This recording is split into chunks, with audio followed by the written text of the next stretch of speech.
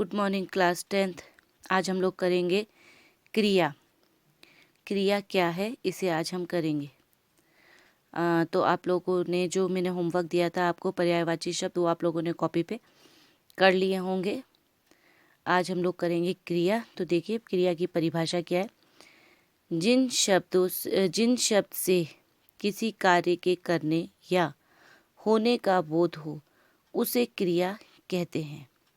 जिस शब्द से किसी काम के करने का या हो रहा है उसके बारे में पता चले उसे हम क्रिया कहते हैं। अब क्रिया के भेद। क्रिया के कितने भेद हैं? क्रिया के मुख्य रूप से निम्न 2 भेद हैं। क्रिया के 2 भेद होते हैं। नंबर 1 है सकर्मक क्रिया, दूसरा है अकर्मक क्रिया। अब हम देखेंगे सकर्मक क्रिया में क्या होता है।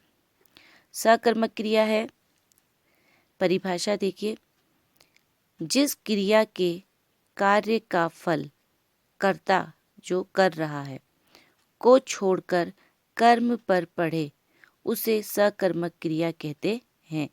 जिसका फल, जिसका नतीजा जो काम कर रहा है उसको ना मिलकर जिसके ऊपर काम हो रहा है उसे मिले, वहाँ पर सकर्मक क्रिया होती है। जैसे श्री कृष्ण ने कंस को मारा, राम समाचार पत्र पढ़ रहा है। इन वाक्यों में मारा और पढ़ रहा है क्रियाएं हैं।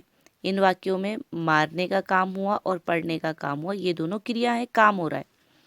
इन क्रियाओं के कर्म हैं कंस और समाचार पत्र। इन दोनों क्रियाओं का काम करने की जगह जो है वो क्या है, पहले में कंस पे काम हुआ है, दूसरे में समाचार पत्र, ठीक है ना। ये दोनों कर्म है, इनके ऊपर हो रहा है।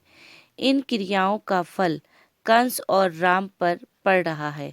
इन दोनों कामों को करने का फल जो है एक में कंस को मिल रहा है और दूसरा में समाचार पत्र को मिल रहा है, इसलिए ये सकर्मक क्रिया है। इसलिए इसको हम सकर्मक क्रिया कहते हैं, क्योंकि कर्ता करने वाले के ऊपर फल नहीं जाता है, सकर्मक क्रिया पर जिस पर हो रहा होता है काम वो फल का हकदार होता है। इसलिए कंस और समाचार पत्र सकर्मक क्रिया के अंदर आए, इन पे कर्म हो रहा है।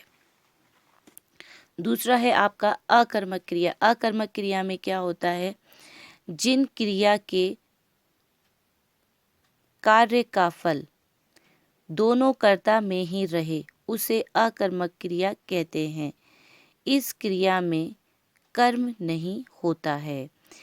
देखिए अकर्मक क्रिया में कर्म करने वाला जिसके ऊपर काम हो रहा है वो नहीं होता है, इसलिए ये अकर्मक क्रिया कहलाती है। इसमें फल कर्ता पे ही रहता है, करने वाले पर ही रहता है।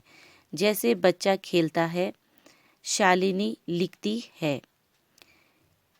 पहले वाक्य में खेलता का कर्म और फल दोनों बच्चे में ही है। पहला शब्द जैसे है बच्चा खेलता है, तो खेलने वाला भी बच्चा है, कर्म भी उसका, कार्य भी उसका खेलने का ही हो रहा है। तो इसमें कर्ता बच्चा और खेलना कर्म दोनों बच्चे में ही रह गया, ठीक है। इसलिए खेलता क्रिया अकर्मक है, इसलिए जो खेलना है वो अकर्मक क्रिया है। इसी प्रकार है दूसरे वाक्य में लिखने का कर्म और फल दोनों शालिनी में ही हैं। इस क्रिया का भी कोई कर्म नहीं है, क्योंकि एक ही बंदा है और वो खुद ही उस काम को कर रहा है। जैसे शालिनी ही अपने लेटर को अपने आप लिख रही है, तो इसमें किसी तीसरे का इस्तेमाल नहीं हुआ है, कोई तीसरा या दूसरा इसमें नहीं आया है, इसलिए ये भी अकर्मक क्रिया है, ठीक है। सकर्मक क्रिया में हुआ कर्ता का फल कर्ता को ना मिलकर कर्म को मिला, मतलब दूसरे पर्सन को मिला, वहाँ पर सकर्मक क्रिया आई। और अकर्मक क्रिया में कर्ता और फल दोनों ही एक ही इंसान को, एक ही व्यक्ति को मिला, वहाँ पर अकर्मक क्रिया का इस्तेमाल होता है। तो ये आज आप लोगों का होमवर्क है। उम्मीद करती हूँ पहले वाला होमवर्क आप लोगों ने लिख लिया होगा। इसको भी आप लोग साफ साफ तरीके से अपनी कॉपी पे लिख लेंगे और जब आपको बोला जाए कॉपी दिखाने के लिए तो आप लोग अपने कॉपी की पिक्चर क्लिक करके आप लोग व्हाट्सएप में भेज देंगे। Okay, thank you.